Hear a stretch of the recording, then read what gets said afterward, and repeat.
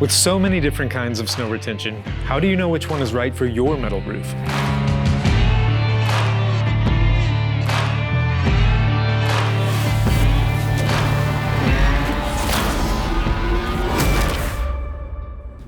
Here, we have a standing seam metal roof. This kind of roof is a popular choice for business and residential properties. This is what is known as a concealed fastener roof system, with the clips or nail flange being covered by the next panel. This means there are absolutely no penetrations that are exposed to the weather. There are many snow retention options for standing seam roofs, all of which fit into the two major categories of discontinuous and continuous systems. Discontinuous snow retention systems are often called snow guards. These individual guards are placed in a staggered pattern along the eave of the roof. Here we have the Snow Defender 6500 and 7500 Deco. Both of these work for most standing seams, or ribs, that are up to 3/8 of an inch wide by 1 inch to 1 3/4 of an inch high. They're both made from heavy gauge stainless steel and powder coated in a variety of popular colors. Each type of snow guard is sold as a unit, meaning no additional accessories are needed and all the parts are pre-assembled for a very fast installation. You simply place them on the rib, like so, and tighten the round point set screws.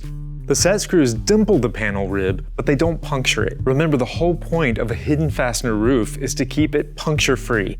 So we're not going to screw a snow guard into the flat of the panel or through the rib. Some snow guards use cup point set screws, but that cuts through the protective coating on the metal panels, which can lead to corrosion. Round point set screws dimple the panels where the guards are installed, leaving the coating intact. If this style doesn't fit your panel, the Snow Defender 85 RF is a great option when paired with a roof clamp. Here, I have it paired with the S5S clamp, but you can use whatever clamp best fits your roof panel, and then the 85 RF goes on top. Discontinuous snow guard systems like this have been around for a long time, are highly effective, and have a great aesthetic, which is why it is especially preferred on high-end buildings. And then there are continuous snow retention systems, also known as snow rails or snow fences. Typically, these are aluminum rails attached to clamps or brackets above the eave of the metal roof, and are continuous for the entire length of the roof. Here, I have one of the strongest and highest quality rail systems in the industry, the S5 Color Guard system. The rails are attached using the S5 clamps. This is a great system because you buy the clamps separately and can get the perfect clamp for your standing seam profile, which can vary across panel manufacturers. Finding the right clamp is important because it needs to be a good fit. S5 has online tools for determining the right clamp to fit your metal roof panel. Once you have all your parts, the clamps get installed first by using a chalk line. Then you install the clamps. Next, you prepare the rails by sliding on one snow clip for each panel and one Versa clip for each clamp. A quick tip is to gently slide these on, because if you force them or try to hammer them on, you'll damage the aluminum and they won't slide at all. Now you're ready to attach the rail to the clamps with the provided bolts. Once in place, you slide in the 2-inch color strip of coil to match your roof color. S5 offers a variety of snow retention options, such as the extra heavy-duty X-Guard plus the more decorative snow rail and snow fence, all of which use the same clamp and rail combo for a continuous snow retention system across the roof. Over here, we have an exposed fastener metal roof. For this kind of roof, the options for snow retention systems are similar to that of standing seam. However, this attachment method requires penetrating the metal panels with the appropriate metal roofing fasteners. Here, I have the Snow Defender 4500 for flat purlin and the 1500 for vertical purlins. Both are made from 16-gauge stainless steel and both are powder-coated in popular colors. They come individually packaged in bags to protect that coating. The 4500 has an embossed V design for added strength. Remember that these are going to get screwed directly to the flat of the roof panel, which means we need a way to seal around the punctures, and that's where the huge advantage to these snow guards comes in. They have an EPDM rubber sealer that comes pre-attached to the bottom of the snow guard.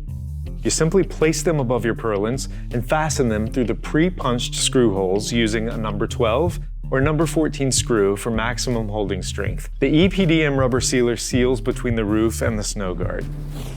Polycarbonate snow guards are commonly seen as a low-cost option, but with a few drawbacks. They're attached using an adhesive and sometimes fasteners.